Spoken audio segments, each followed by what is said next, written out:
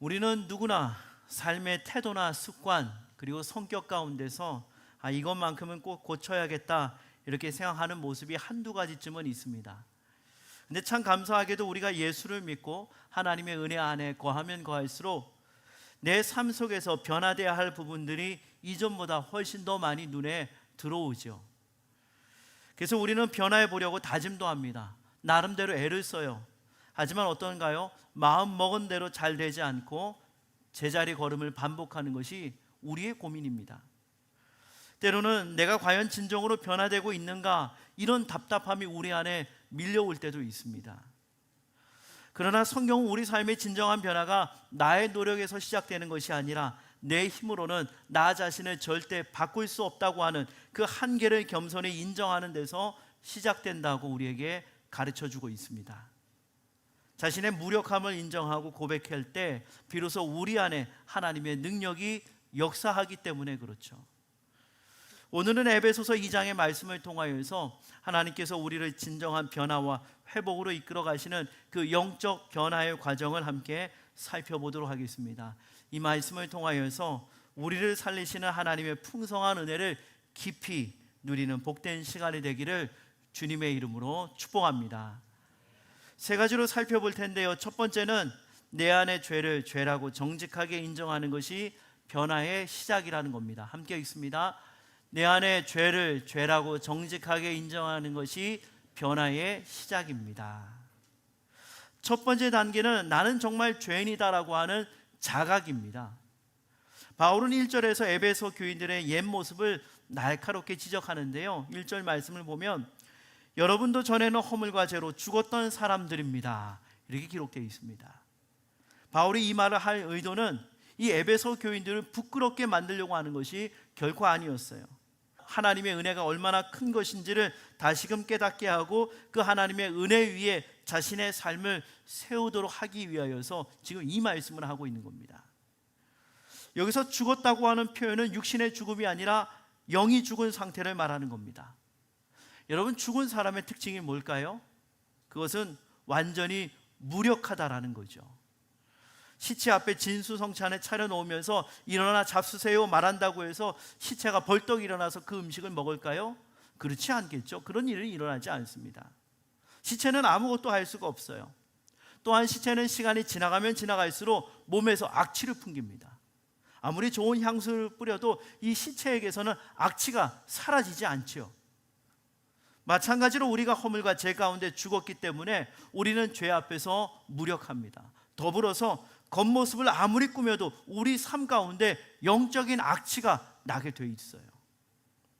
자, 그렇다면 바울이 말하는 이 허물과 죄라는 것은 과연 뭘까요? 두 단어는 어원이 조금 다릅니다. 허물이라고 하는 말은 곁길로 빗나가다라는 뜻을 갖고 있습니다. 하나님께서 우리에게 사명을 주셨는데 하나님께서 맡기신 사명을 잊어버리고 엉뚱한 곳으로 가는 것이 바로 허물이라는 겁니다.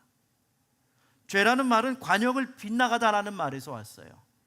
아내로서 마땅히 해야 할 도리를 다하지 못하는 것이 죄이고, 남편으로서 마땅히 감당해야 할 책임을 다하지 못하는 것이 죄이고, 부모로서 자녀로서 마땅한 도리를 다하지 못하는 것이 죄입니다. 이 기준 앞에서 죄인이 아닌 사람은 한 명도 없죠. 우리 모두가 이 기준 앞에서 죄인입니다. 우리는 곁길로 빠졌고요, 우리는 관역을 놓치면서 살았습니다. 그리고 죄 앞에서 무기력했고 우리의 삶에 부패한 냄새를 풍겼던 것이 바로 우리였습니다. 그러므로 우리가 정말 변화받기를 원한다면 내가 변화받아야 할 바로 그 지점을 붙들고 하나님 앞에 기도하셔야 돼요. 하나님, 이것이 저의 죄입니다라고 하나님 앞에 고백할 수 있어야 돼요. 하나님, 이것이 저의 죄된 모습입니다, 이렇게 인정하는 것이 바로 먼저 우선되어야 한다는 겁니다. 제가 아는 한 분은 사회적으로 크게 성공하셨어요. 이분은 교회에서도 성품이 서글서글하다고 다들 좋아하는 분이었습니다. 그러나 이분은 집에서 그리고 바깥에서 자신보다 약한 사람들 앞에서 쉽게 상처 주는 말과 불같은 분노를 쏟아내는 문제가 있었어요. 그래서 그 폭언으로 인하여서 자녀들은 마음에 문을 닫았고 아내와의 관계가 깨져서 가정이 무너져 내리고 있었습니다. 제가 이분을 굉장히 좋아했거든요. 굉장히 애정을 갖고 있었던 분이었어요. 그래서 그 모습을 볼 때마다 마음이 굉장히 아팠습니다. 근데 정말 안타까운 것은 이분에게서 어떤 회복의 실마리도 보이지 않는다는 거였어요. 자신의 폭언과 자신의 그 분노를 죄라고 생각하지 않았기 때문에 그래요. 뭐 가장으로서 가정을 바로잡으려고 좀 강하게 말한 것 뿐이지, 남자가 뭐 이러다 보면 스트레스 받을 수 있을 텐데 가족들이 나를 이해해 주지 않는다, 이렇게 말하면서 오히려 가족들과 주변에 있는 사람들을 원망하기 일쑤였습니다. 자기 문제를 죄로 받아들이지 않으니까 치료가 시작될 수가 없는 거죠. 내가 치료받고 변화받기 위해서는 반드시 나의 죄를 죄라고 부를 수가 있어야 돼요. 알코올 중독 치료를 위한 단주 모임에 가면 가장 먼저 하는 일이 뭘까요? 그것은 자기의 이름을 밝히고 난 다음에 나는 알코올 중독자입니다, 이렇게 사람들 앞에 고백하는 겁니다. 근데 그렇게 하지 않고 저는 뭐 반주로 조금씩 마시는 것 뿐인데요, 가끔 정신을 잃을 정도로 마시기는 하지만 자주 마시지는 않아요. 이렇게 자기 문제를 축소하고 변명하면 치료도 일어나지 않습니다. 변화도 일어나지 않는 거예요. 자기 죄를 자꾸만 미워하고 약화시키는 동안에는 어떠한 치료도 일어나지 않는 겁니다. 그래서 우리가 하나님 앞에 고백해야 될 것은 이거예요. 하나님, 저는 정말 불순종한 사람입니다. 하나님, 저는 교만한 사람이요, 저는 정말로 이기적인 사람입니다. 이러한 정확한 고백이 하나님 앞에 있을 때 비로소 하나님의 치유의 역사가 우리 안에서 시작되고 변화의 역사가 바로 거기서부터 시작이 되는 거예요. 사람들과의 관계 문제도 마찬가지입니다. 여러분, 목장에서 교회에서도 그 사람 보면 그냥 참 섭섭해, 여러분 이렇게 완곡하게 넘기지 마세요.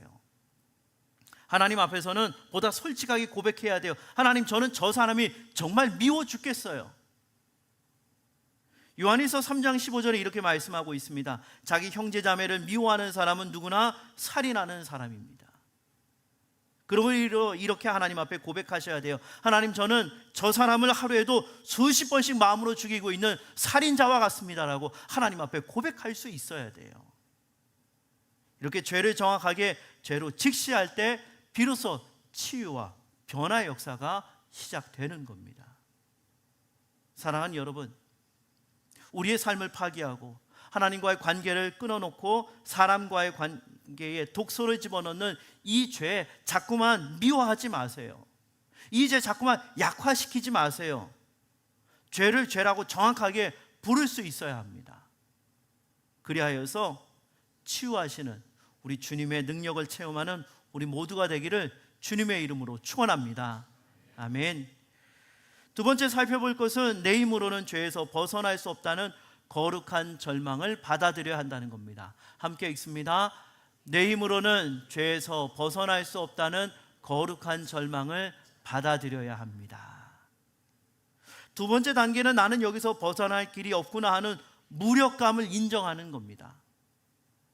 우리가 죄를 죄라고 마주한 뒤에 을에 우리에게 찾아오는 것이 바로 이 무력감이라는 거예요. 우리는 스스로를 변화시킬 수가 없고 죄가 우리를 꽉 붙잡고 있는 상태에서 스스로를 해방시킬 수가 없습니다. 왜냐하면 우리의 변화를 가로막고 있는 아주 강력한 세 가지 힘이 있기 때문에 그래요. 바울이 오늘 본문 2절과 3절에서 이 세 가지 모두를 언급하고 있습니다. 그리고 화면을 보면서 함께 읽습니다. 그때 여러분은 허물과 죄 가운데서 이 세상의 풍조를 따라 살고 공중의 권세를 잡은 통치자, 곧 지금 불순종의 자식들 가운데서 작용하는 영을 따라 살았습니다. 우리도 모두 전에는 그들 가운데서 육신의 정욕대로 살고 육신과 마음이 원하는 대로 행했으며 나머지 사람들과 마찬가지로 날 때부터 진노의 자식이었습니다. 아멘. 여기 세 가지가 나오죠. 세상과 악한 영과 정욕이 나옵니다. 이 세 가지가 서로 연합하여서 우리의 변화를 자꾸만 가로막고 있는 거예요. 첫 번째는 정욕이라는 겁니다. 여러분, 정당한 욕구가 하나님께서 정하신 한계를 넘으면 그것이 뭘까요? 그것이 바로 정욕이라는 겁니다. 예를 들어서 이성에게 끌리는 거 굉장히 자연스러운 감정이죠. 결혼한 부부 사이에 이런 감정은 하나님께서 주신 선물이고 축복입니다. 그러나 이 결혼한 사람의 마음이 배우자가 아니라 다른 사람에게 쏠릴 때 그것이 뭘까요? 바로 정욕이라는 거예요. 사업을 키우고 열심히 일하는 거 좋은 일입니다. 필요한 일이죠. 그러나 사업이 우리 삶의 가장 중요한 목표가 돼서 그것으로 인하여서 가정에 불화가 생기고 하나님께서 맡기신 사역마저 우리가 감당하지 못하게 될 때 그것이 바로 정욕이 되는 겁니다. 문제는 이러한 정욕이 우리 육신에게만 있다고 하는 사실이 아니에요. 3절에서 바울이 육신의 정욕대로 살고 육신과 마음이 원하는 대로 행했다 말하는 것처럼 육신의 정욕뿐만 아니라 마음의 정욕도 우리를 단단히 붙잡고 있습니다. 우리를 변화시키지 못하게 해요. 이러한 정욕을 우리의 힘으로 이기고 스스로 변화한다는 것, 그것은 불가능한 일입니다. 어려운 일이에요. 자, 둘째로 우리의 변화를 가로막고 있는 것은 악한 영입니다. 악한 영은 우리 안에 정욕을 통해 역사합니다. 여러분 꼭 기억하세요. 사탄은요, 우리 마음속에 아무런 계기도 없이 갑자기 다른 사람을 미워하는 마음을 만들어내지 않습니다. 우리가 어떤 사람에게 섭섭한 마음을 품었을 때 그것을 곧바로 풀지 않으면 어떻게 될까요? 섭섭한 마음이 우리 안에서 미움이 됩니다. 그리고 미움이 분노가 돼요. 그리고 분노가 한 걸음 더 나아가 복수심까지 변화가 되는 겁니다. 내가 반드시 저 사람에게 받은 대로 갚아줘야 되겠다고 하는 복수심으로까지 확대가 되는 겁니다. 처음에는 아주 사소한 감정이었는데 작은 불씨 하나가 큰 산불로 번지는 것처럼 걷잡을 수 없이 우리 안에 커지게 되는 거죠. 이렇게 죄의 감정을 부풀리고 확대하는 것이 바로 악한 영의 역사라는 것을, 그래서 우리의 변화를 가로막고 있다는 것을 여러분 반드시 기억하시기를 바랍니다. 자, 그러므로 우리는 날마다 회개하는 삶을 살아야 되죠. 마음속에 생기는 부정적인 생각을 그때그때 해결해야 됩니다. 에베소서 4장 26절 27절에서도 이렇게 경고하고 있죠. 우리 함께 있습니다. 분을 내어도 죄를 짓지 말며 해가 지도록 분을 품지 말고 마귀에게 틈을 주지 말라. 여러분 기억하세요. 이 정욕의 문제를 즉시 해결하면 악한 영이 우리 안에 발붙일 틈이 없게 돼버리는 겁니다. 세 번째로 우리의 변화를 가로막는 것은 세상이에요.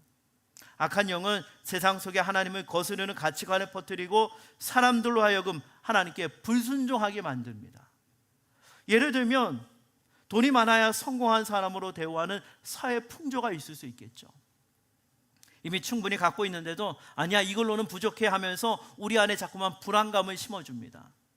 그리고 더 벌지 않으면 안 될 것 같은 조급함과 긴박감을 자꾸만 우리 안에 만들지. 심지어 교회 안에도 이러한 세상의 기준이 슬며시 들어와서 믿는 사람들의 그 신앙 가치관을 흔들어 놓습니다. 바로 이것이 세상이 우리에게 가하는 무서운 압박이고 우리의 변화를 방해하는 세 번째 힘인 겁니다.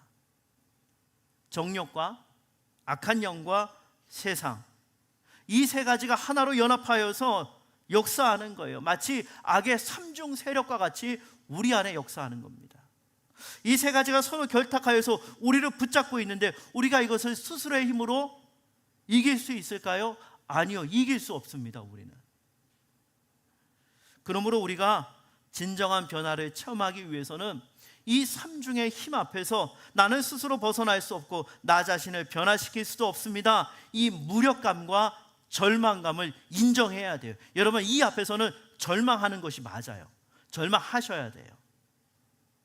그러나 이것은 모든 소망을 잃어버리는 절망이 아니라 하나님이 아니면 나는 안 된다라고 하는 거룩한 절망인 것을 기억하시기를 바랍니다. 우리를 바로 그 자리까지 이끌어 가신 것이 하나님의 방법이에요. 사랑하는 여러분, 아마 지금 이 자리에 있는 어떤 분, 신앙생활 하면서 엎치락 뒤치락 하며 거듭 실패하고 계신 분들이 분명히 이 자리에 계실 거예요. 그러나 여러분 낙심하지 마세요. 오히려 기뻐하시기를 바랍니다. 왜요? 지금 여러분은 변화의 과정을 겪고 있기 때문에 그래요. 아무것도 시작하지 않는 사람은 실패하지 않아요. 지금 여러분이 실패하고 있다는 것은 적어도 나는 죄와 싸우고 있다, 나는 변화의 길을 걷고 있다, 이 증거이기 때문에 오히려 기뻐하시라는 겁니다. 이 사실을 믿음으로 받는 우리 모두가 되기를 주님의 이름으로 축원합니다. 아멘. 세 번째 살펴볼 것은 자비와 은혜와 사랑의 하나님께로 우리 삶의 방향을 돌려야 한다는 겁니다. 함께 읽습니다. 자비와 은혜와 사랑의 하나님께로 삶의 방향을 돌려야 합니다. 자, 세 번째 단계는 하나님께로 돌아서는 거예요. 이제 우리가 갈 데가 없잖아요. 우리는 다 막혀버렸어요. 누구에게 가야 될까요? 하나님께로 돌아서는 겁니다. 하나님밖에 없죠. 우리가 하나님 앞에 나아갈 때 필요한 것은 하나님이 어떤 분이신지를 분명히 알고 나아가는 겁니다. 4절과 5절에 세 가지 핵심 단어가 나옵니다. 우리 화면을 보면서 함께 읽습니다. 그러나 하나님은 자비가 넘치는 분이셔서 우리를 사랑하신 그 큰 사랑으로 말미암아 범죄로 죽은 우리를 그리스도와 함께 살려주셨습니다.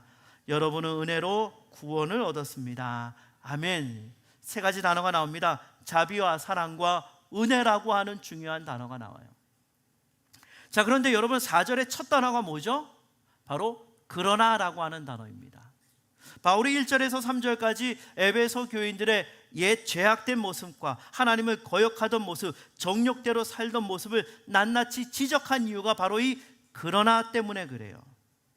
그럼에도 불구하고 하나님께서 우리를 용서하시고, 그럼에도 불구하고 하나님께서 우리를 사랑하시고, 그럼에도 불구하고 하나님께서 우리를 살려주셨다, 구원하셨다라는 겁니다.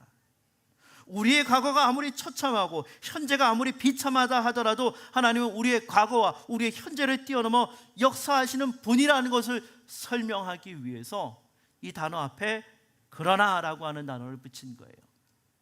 여러분, 우리 하나님은 어떤 분이실까요? 첫 번째, 우리 하나님은 자비로우신 분이시죠. 자비가 뭐죠?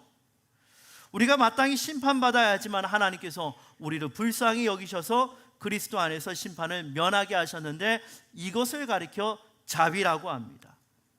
법정에서 변호사가 재판장에게 마지막에 이런 말을 합니다.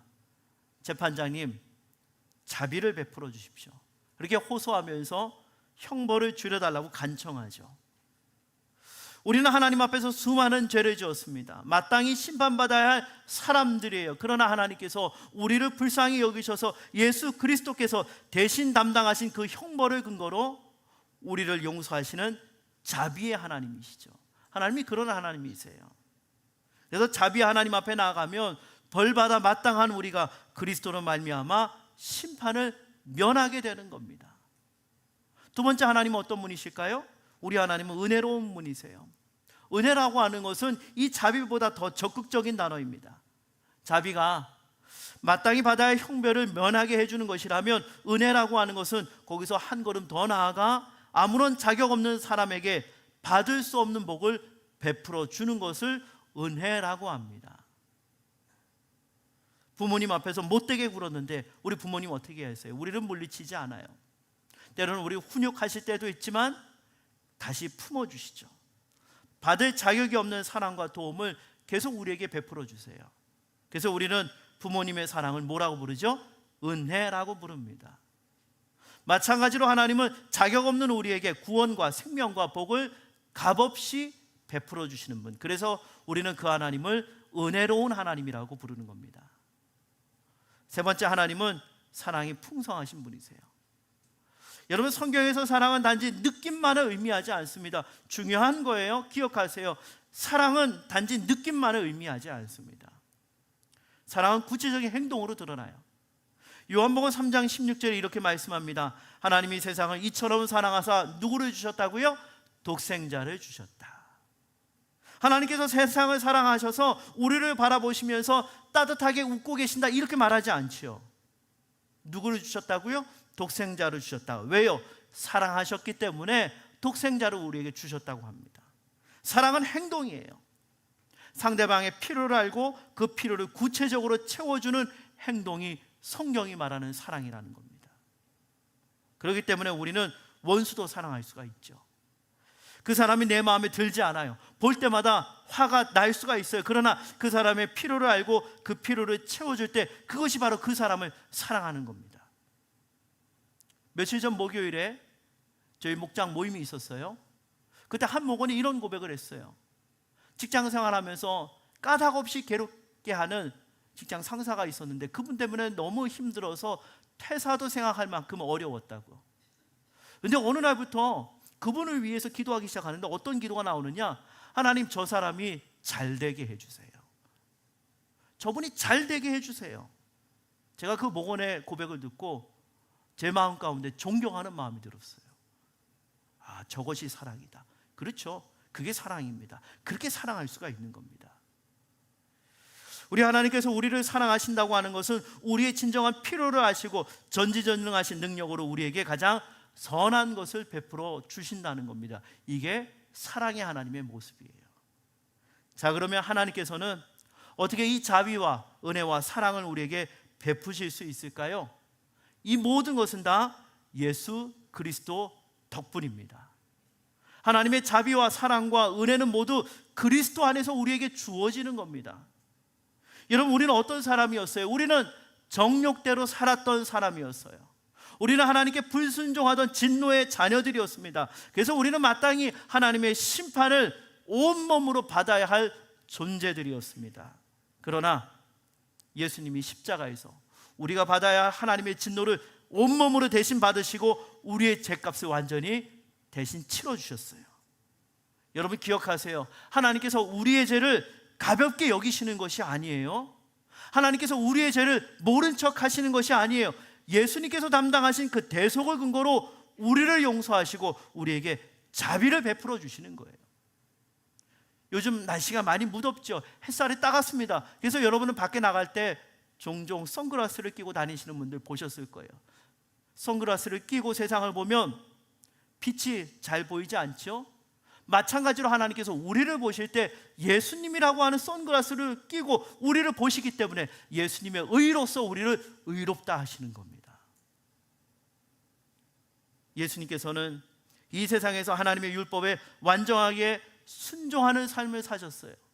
그래서 우리가 예수 그리스도를 믿으면 하나님께서는 그리스도의 의를 우리의 의로 인정해 주시는 겁니다. 그리하여서 하나님의 자녀로서 은혜와 복을 누리는 관계 안으로 우리가 들어가게 되는 거죠. 여러분 기억하십시오.